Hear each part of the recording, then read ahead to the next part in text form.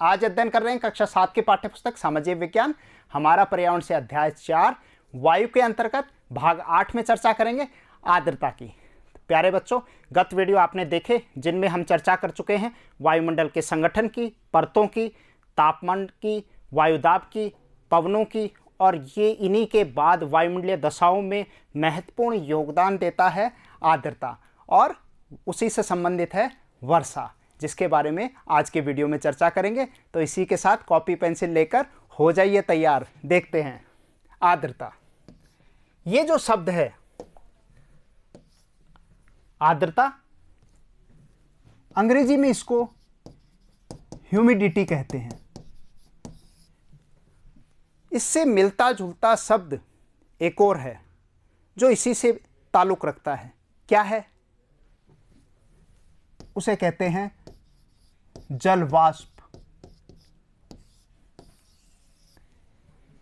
अब प्रश्न ये उठता है कि जल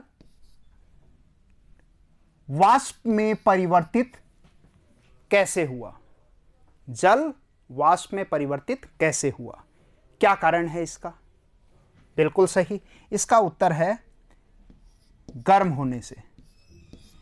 जब हम किसी चीज को गर्म करेंगे, यानी कि जल को जब गर्म करेंगे, तो गर्म करने से वो किस में परिवर्तित हो जाता है? वाष्प में बदलेगा। तो जिसको हम क्या कहेंगे? साधारण भाषा में जल वाष्प कहते हैं, वाटर वेपर्स कहते हैं। और ये वाटर वेपर्स किससे जुड़े हुए हैं? इन्हीं के कारण आर्द्रता होती है। इन्हीं के कारण आर्द्रता वायुमंडल में मौजूद है, और उसी को आज के वीडियो में हम बहुत आसान तरीके से समझेंगे। निरंतर लास्ट तक देखते रहना, बहुत सारे रहस्यों को चुटकियों में सुलझा देंगे। देखिए आगे। अब इस चित्र को आप देखिए। इस चित्र से आपको कुछ याद आ रहा है? इस चित्र में आप देखिए क्या है? एक प्राकृतिक नज़ारा जिसके अंतर्गत पेड़ पौधे हैं, और थोड़ी आपको क्या नज़र आ रही है? धुंध नज़र आ रही है, जिसको फॉग कहते हैं। धुंध गांव में देखिए आपने। और अब ये धुंध जैसे जैसे क्या होगी? सूर्य निकलेगा। सूर्य निकलने के उपरांत ये धुंध क्या होती है? क्योंकि सूर्य निकला तो क्या सूर्य से क्या प्राप्त हुई? गर्मी प्राप्त हुई। और गर्मी प्राप्त होने से ये जो वाष्प थे ये सतह पर आ गए, और किस रूप में? ये देखिए, ये वाटर वेपर्स के रूप में मौजूद हो गए। इस तरीके से, इसी तरीके से आपने देखा होगा कई बार कोल्ड ड्रिंक आप लेते हैं काम में। कोल्ड ड्रिंक को जैसे ही ग्लास में डालते हैं, ग्लास में डालने से पहले ग्लास के चारों तरफ कहीं भी कोई जलवाष्प मौजूद नहीं था। ग्लास का तापमान और जो कोल्ड ड्रिंक की बोतल का तापमान है, दोनों में अंतर है। जैसे ही आपने कोल्ड ड्रिंक को ग्लास में डाला, डालने के कुछ समय बाद आप देखते हैं कि ग्लास के बाहर आपको इस तरीके के कण दिखाई देते हैं। सही है? अब इसका कारण तलाशिए। कारण यही है कि ग्लास की जो सतह थी वो कैसी थी? गर्म थी। बोतल का और ग्लास के तापमान में अंतर था, और जैसे ही हमने उसमें ठंडी चीज़ को डाला, वह क्या हुई? उसमें से क्या निकलने लगी? आर्द्रता बाहर आ गई। और वो बाहर किस रूप में? जल वाष्प के रूप में।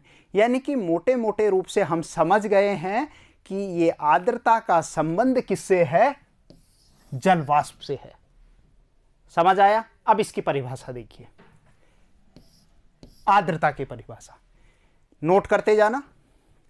वायुमंडल में मौजूद जल वाष्प की मात्रा को हम क्या कहते हैं प्यारे बच्चों? ह्यूमिडिटी या आर्द्रता कहते हैं। गत वीडियो में मैं बात कर चुका हूं इसके बारे में कि जलवाष्प वायुमंडल में 0 से 4% तक मौजूद है। इस पे हम चर्चा कर चुके हैं। सर्वाधिक जलवाष्प कहां मौजूद है? समुद्र के किनारे मौजूद होगा, और विषुवत रेखीय प्रदेश, यानी कि विषुवत रेखा के पास वाले स्थानों पे अगर अपन देखें तो वहां पर 0 से 10 डिग्री उत्तर और 10 डिग्री दक्षिण, इन दोनों के बीच में इस भाग में जो आर्द्रता है, जलवाष्प है, वो अन्य भागों की तुलना में क्या होगा? ज़्यादा होगा।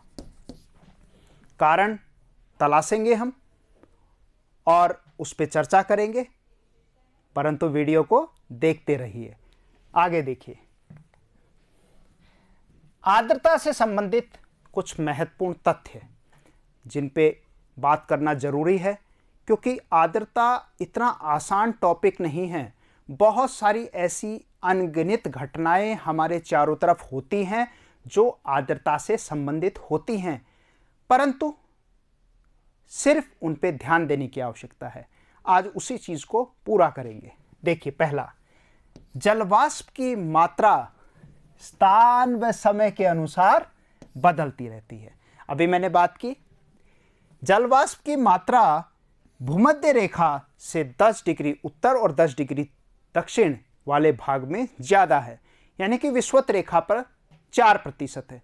जैसे जैसे हम ध्रुवों की तरफ जाएंगे, जलवाष्प की मात्रा में क्या होगा, कमी आएगा। यानी कि हमें स्थान के साथ इसमें क्या देख रहे हैं, परिवर्तन देखने को मिल रहा है। आगे देखते हैं, स्थल की अपेक्षा सागरों में वाष्पीकरण अधिक होता है। शुरू में ही मैं बात कर चुका हूं कि जलवाष्प किसका संबंध है, गर्म होगा।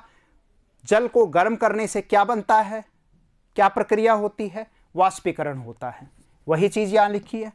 अब आप ये देखिए कि स्थल भाग को गर्म करेंगे तो क्या निकलेगा, वाष्प निकलेगी? नहीं निकलेगी। सागर में मौजूद है जल, और जल को हमने क्या किया, गर्म, तो गर्म करने से क्या हुआ, वाष्पीकरण हुआ। समझ गए? उसी से क्या हुआ, एवोपरेशन होता है, भाप ऊपर जाती है। अगला पॉइंट, जब वायु में जलवाष्प की मात्रा अत्यधिक होती है तो उसे हम आर्द्र दिन कहते हैं, वेट डे। वो वेट डे होता है, यानी कि उस दिन को हम कहेंगे कि आज नमी ज्यादा है, चिपचिपापन ज्यादा है, ऐसे कुछ शब्द काम में लेते हैं। सही है। आगे देखिए, जैसे जैसे वायु गर्म होती जाती है, इसकी जलवाष्प धारण करने की क्षमता बढ़ती जाती है और इस प्रकार यह अधिक आर्द्र हो जाती है। एक और बात समझ गए क्या, कि वायु को हम गर्म करेंगे, जिसकी बात मैं कर चुका हूं। गर्म करने से, वायु को जब हम गर्म करते हैं तो गर्म करने से वायु क्या हो जाती है बच्चों, हल्की हो जाती है। हल्की होकर, ये भी जाना हमने, वह क्या होती है, ऊपर उठती है, ऊपर उठेगी। और हल्की होती है इसलिए उसकी जलवाष्प ग्रहण करने की क्षमता क्या हो जाती है, ज्यादा हो जाती है। यही बात यहां लिखी है कि उसकी क्षमता बढ़ जाती है। आगे देखते हैं, आर्द्र दिन में कपड़े सूखने में काफी समय लगता है। बारिश होती है उस समय आप याद करो, कपड़े धोकर हम डाल देते हैं, शाम होते होते भी कपड़ों में नमी रहती है। क्या कारण है?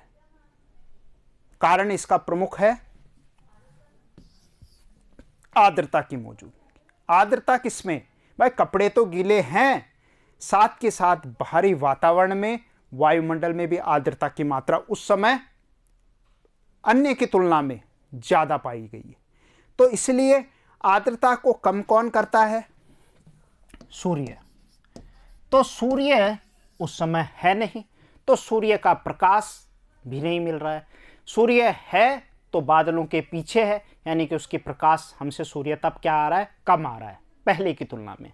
तो कपड़े क्या होंगे, आर्द्र दिनों में कपड़े सूखने में समय लगेगा।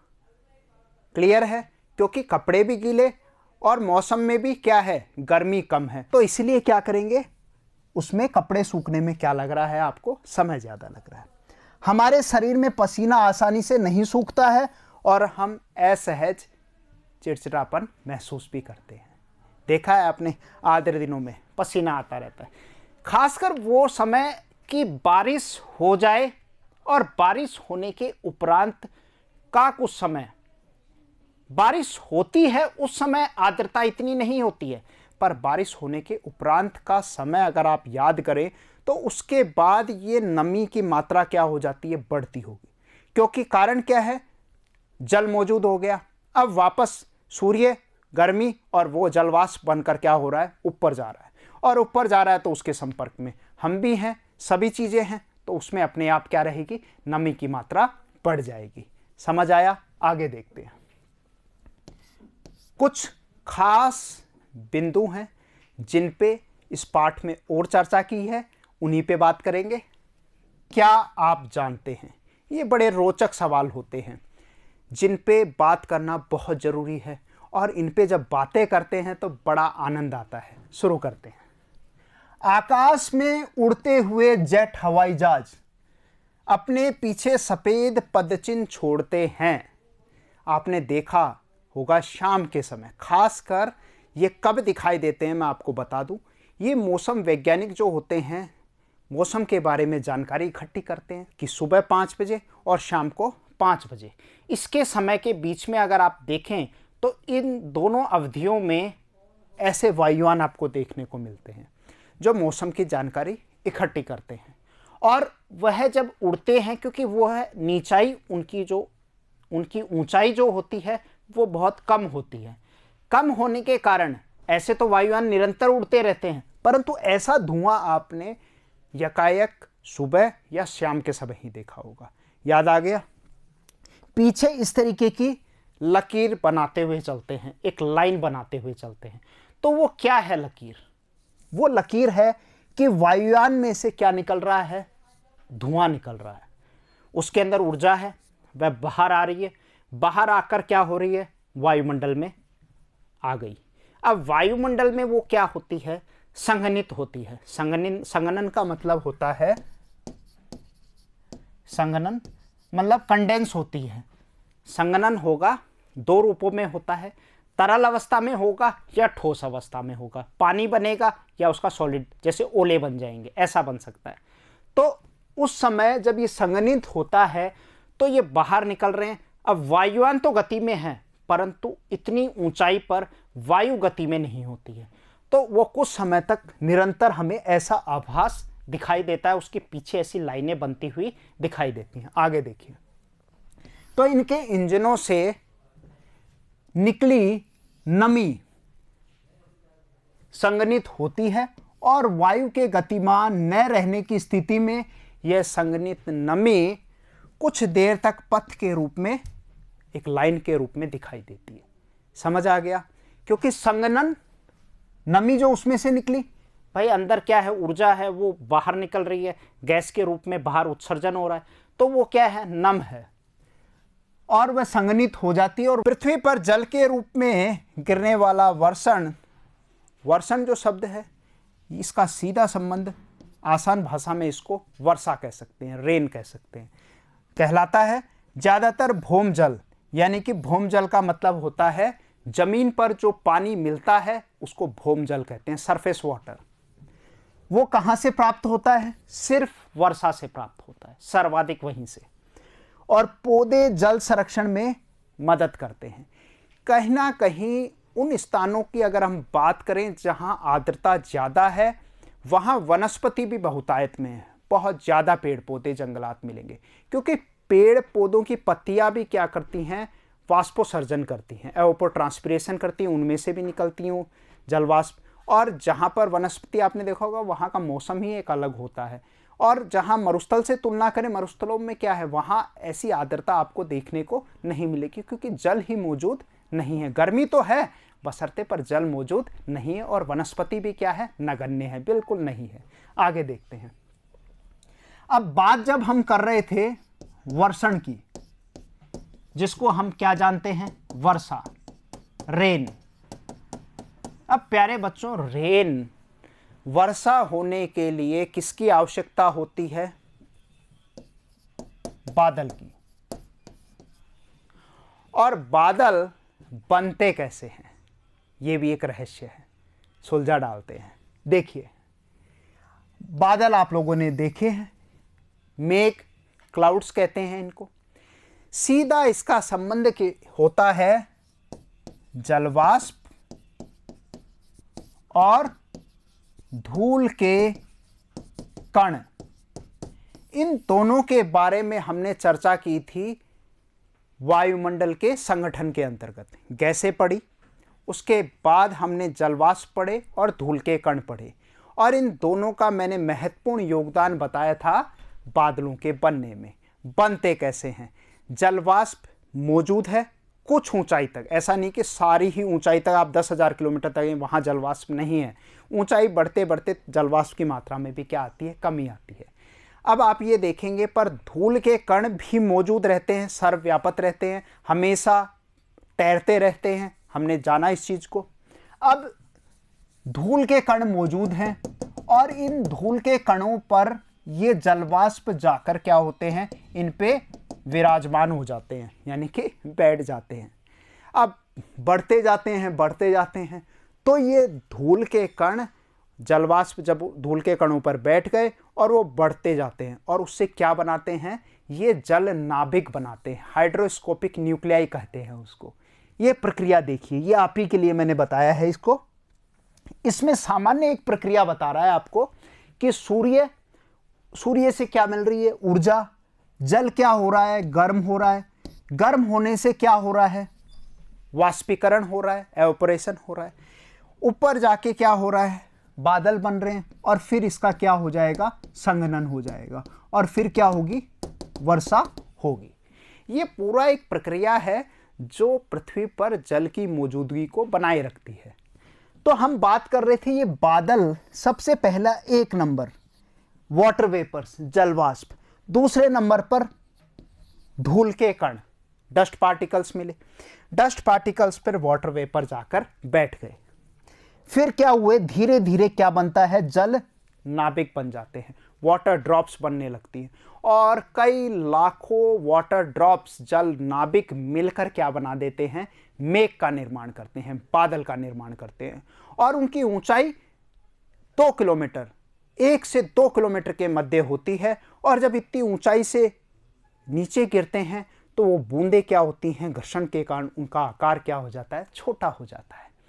आपने कई बार देखा होगा ओले भी गिरते हैं, वो वर्षण का ही रूप है। कारण क्या है? तापमान कम हो जाता है तो हिमांक के नीचे चला जाएगा, बर्फ से, यानी कि माइनस से नीचे, तो वो जल किस में कन्वर्ट हो जाएगा? बदल जाएगा ओलों के रूप में। और वास्तविकता में अगर आप देखें तो हमने पढ़ा था कि ऊंचाई के साथ तापमान में कमी आती है। 165 मीटर पे हमने पढ़ा 1 डिग्री सेंटीग्रेड तापमान में कमी होती है। अब आप ऊंचाई में देखेंगे तो ये जो वास्तविक मेघों में क्या होते हैं? आइस क्रिस्टल्स होते हैं, मतलब वो बर्फ के रूप में ही होते हैं, पर जब नीचे धरती पर पहुंचते हैं तो वो तापमान के कारण जल बूंदों में परिवर्तित हो जाते हैं। और ये पूरी प्रक्रिया क्लाउड ड्रॉप्स बन गए, और फिर ये लास्ट वाले में बादल बन गए।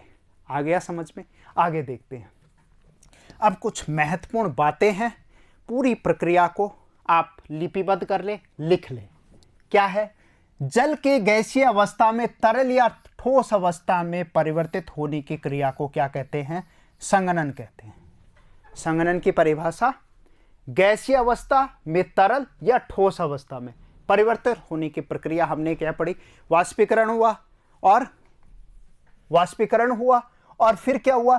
तरल या ठोस अवस्था में, जल के रूप में, वर्षा के रूप में या ओले के रूप में गिरा तो वो ठोस अवस्था होगी। तो उस प्रक्रिया को क्या कहा हमने? संघनन कहा। जब जलवाष्प युक्त वायु ऊपर को उठती है तो तापमान में कमी आने के कारण उसका संघनन होता है। क्योंकि मैंने अभी बात की थी ऊंचाई पे जाने पे तापमान में क्या आ रही है? कमी आ रही है, और कमी आने से ही संघनन की प्रक्रिया होती है। इसी तरह मेघों का निर्माण होता है। मेघ मतलब बादल, अभी हमने पढ़े।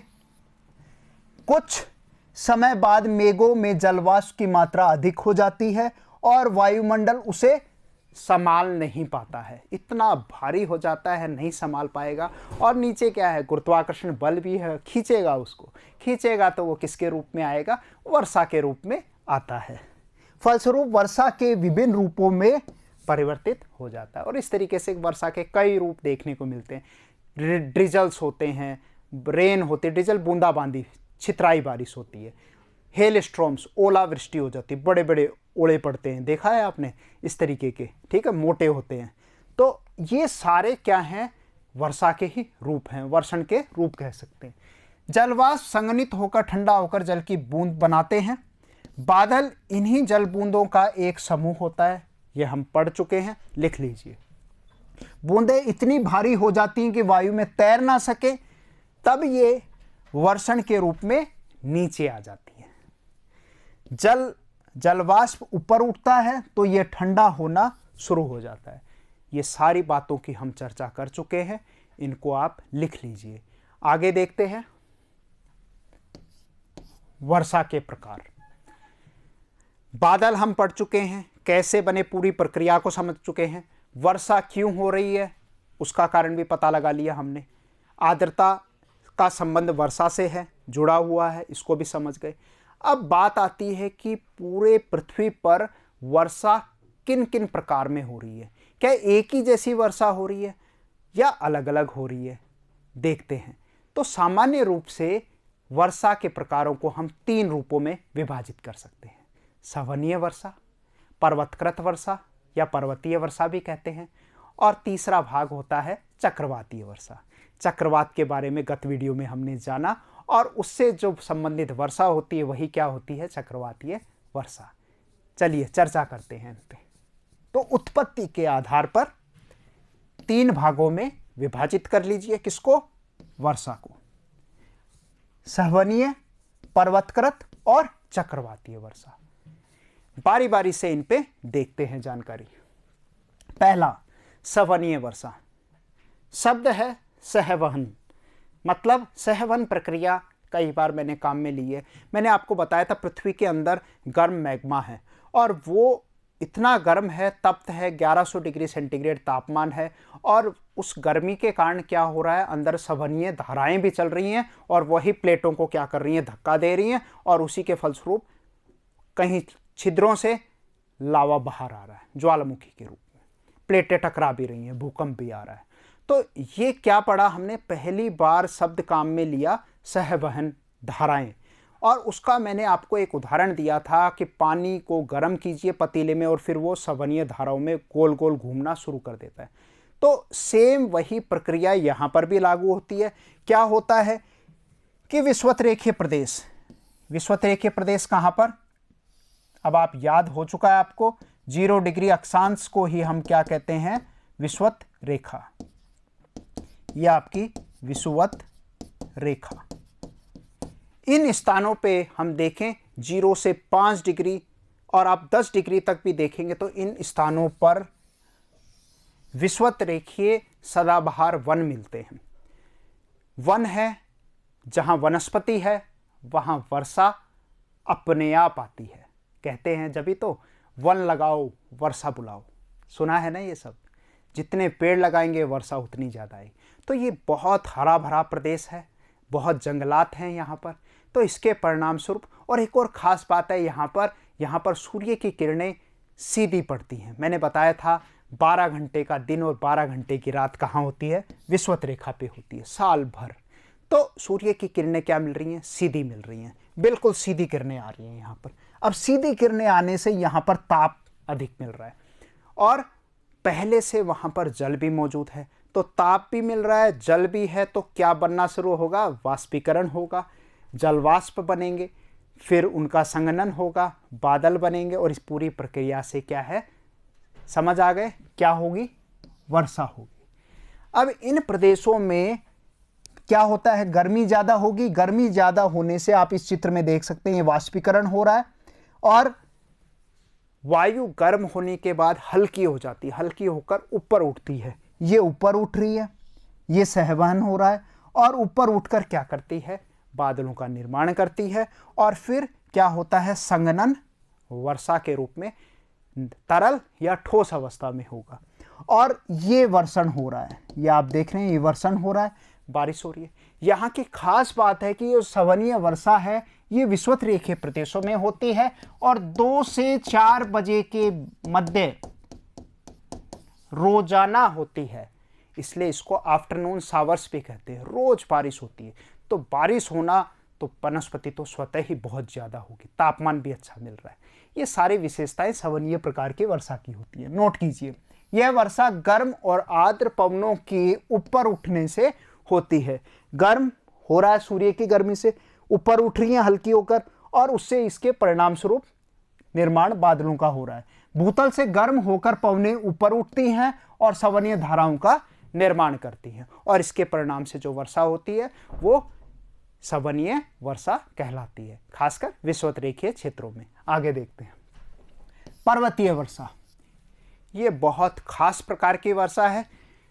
विश्व में सर्वाधिक 90% इलाकों में इसी तरीके की वर्षा होती है, यानी कि स्थलाकृतियाँ बहुत सारी हैं। हम समझ गए पर्वत हैं, पठार हैं, मैदान है, तो इन स्थलाकृतियों के अवरोध से बादल आ रहा है, और आते आते उसने क्या किया, अवरोध मिले, अब बादल यहाँ से आ रही है, वायु इसके साथ चढ़ गई, गर्म वायु क्या होगी, हल्की होगी, हल्की होके वो पर्वत के साथ साथ असेंड करेगी, चढ़ाई करेगी, चढ़कर क्या करेगी, यहाँ टकरा के बादल बनाएगा और इस इलाके में क्या कर देगी, बारिश कर देगी।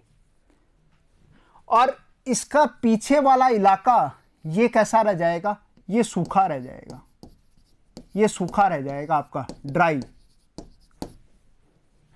अब आप सोच रहे ऐसा भी होता है? बिल्कुल ऐसा होता है।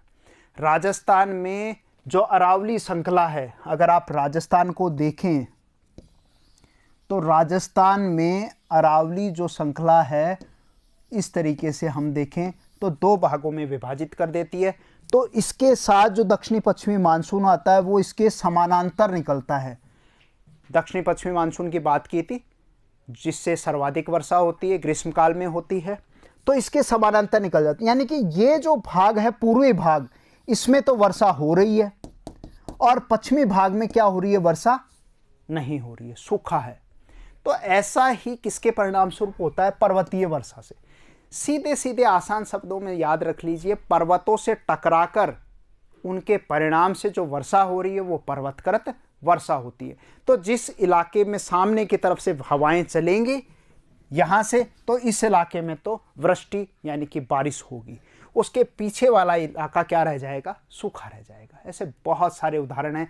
तेलंगाना में वर्षा नहीं हो पाती है, उसके ही बगल में कर्नाटक में, केरल में खूब मूसलाधार बारिश होती है। कारण क्या है, बीच में सह्याद्री पर्वत श्रृंखलाएं हैं, और तेलंगाना और तमिलनाडु में जो शीतकाल का मानसून होता है, जिसको उत्तर पूर्वी मानसून कहते हैं, उससे बारिश होती है। तो दिसंबर में बारिश वहाँ शुरू हो जाती है। इसी तरीके से ये चित्र में यही प्रदर्शित किया गया है, आप इसको समझ लीजिए।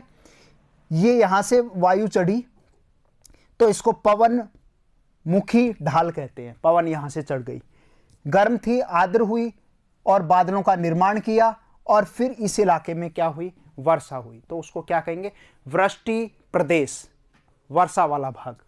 इसके विपरीत वृष्टि छाया प्रदेश, पिछले भाग में बारिश नहीं होगी, सूखा रहेगा।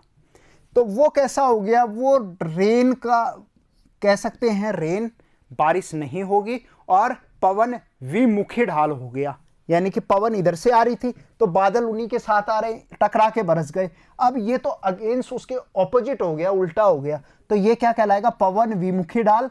और यहाँ पर ड्राई होती है, सूखी होगी, क्योंकि नम होगी तो वर्षा करेगी ना, सूखी होने पे वर्षा नहीं करेगी, और सूखी होगी तो डिसेंड करेगी, मतलब नीचे की तरफ उतर जाएगी। तो ये पूरी कहानी है पर्वतीय वर्षा की। कई ऐसे उदाहरण मिलेंगे, पुणे का आप देखिए, पुणे और महाबलेश्वरम, ये दोनों स्थान महाराष्ट्र में हैं। पुणे में 70 सेंटीमीटर वर्षा होती है और महाबलेश्वरम में 600 सेंटीमीटर वर्षा होती है। उसका कारण भी यही है कि पुणे वृष्टि छाया प्रदेश में आता है और महाबलेश्वरम वृष्टि प्रदेश में आता है। ऐसे कई अनगिनत उदाहरण देखने को भारत में मिलते हैं। मौसिनराम में सर्वाधिक वर्षा होती है। मौसिनराम विश्व का सर्वाधिक वर्षा वाला प्रदेश है, मेघालय में स्थित है। वहाँ भी इसी का कारण है पर्वतीय वर्षा।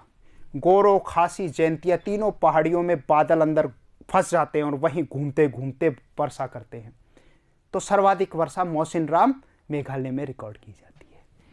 लिख लीजिए, जब जलवाष्प से भरी हुई गर्म वायु किसी पर्वत से ढाल के साथ ऊपर चढ़ती है, क्योंकि उसको चढ़ाई करने के लिए पर्वत का ढाल चाहिए, साथ साथ चढ़ रही है, तो यह ठंडी होकर, संघनन मैंने क्या बताया था, ठंडा होकर संघनन होता है तरल या ठोस अवस्था में। तो इस प्रक्रिया से जो वर्षा होती है उसको क्या कहते हैं, पर्वतीय वर्षा कहते हैं। लास्ट देखते हैं चक्रवातीय वर्षा। चक्रवातों पे बहुत डिटेल में चर्चा की हमने, आपको समझ आ गया होगा चक्रवात कैसे बनते हैं। निम्न दाब के क्षेत्र पे बनते हैं चक्रवात, निम्न क्षेत्र होता है, अवदाब कहते हैं उनको। और वायुदाब हमने पढ़ा, उसमें ये समझ गए कि वायुदाब जहाँ पर तापमान अधिक होगा वहाँ निम्न दाब बनेगा, जहाँ तापमान कम होगा वहाँ उच्च दाब बनेगा, और वायु हमेशा उच्च दाब से निम्न दाब की तरफ चलती है।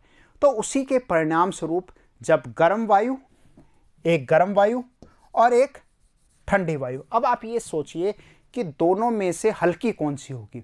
कई बार हम चर्चा कर चुके हैं कि गर्म वायु गर्म होने के उपरांत हल्की हो जाती है, हल्की होकर वो ऊपर उठती है, और ठंडी वायु क्या होगी, वो नीचे आएगी, वो भारी हो जाती है। तो उन दोनों के मिलन स्थल पर ही क्या बनते हैं, वाताग्र बनते हैं, वायु राशियां बन जाती हैं। यानी कि ऐसी सीमा क्षेत्र होता है जहां पर चक्रवातीय स्थितियां पैदा होती हैं, और उसके परिणाम स्वरूप चक्रवातीय वर्षा होती है। देखिए, चक्रवातों के कारण होने वाली वर्षा को चक्रवातीय वर्षा, सिंपल सी परिभाषा है, चक्रवातों के कारण होने वाली वर्षा चक्रवाती। यहां गर्म और शीतल वायु राशियां क्या कर रही हैं, आपस में टकरा रही हैं और भीषण तूफानी दशाएं उत्पन्न करती हैं। देखिए, ये गर्म हवा है और ये ठंडी हवा। अब आप इसमें देखिए कि गर्म हवा ऊपर जा रही है, ये ऊपर की तरफ है, ठंडी वायु नीचे की तरफ आ रही है, और दोनों टकरा रही हैं। उस भाग में बीच वाले हिस्से में क्या हो गया, चक्रवातीय वर्षा, वहां तूफानी दशाएं पैदा हो रही हैं। यही चीज इसमें प्रदर्शित किया जा रहा है। ये देखो, गर्म जो है वो ऊपर जा रही है और ठंडी वायु कहां आ रही है, नीचे की तरफ आ रही है, और बीच वाले भाग में आप ये देख रहे हैं, ये चक्रवातीय वर्षा की स्थिति उत्पन्न हो गई। क्लियर हुआ, आया मजा? इसी तरीके से निरंतर वीडियो देखते रहिए। इसी के साथ धन्यवाद, नमस्कार, जय हिंद।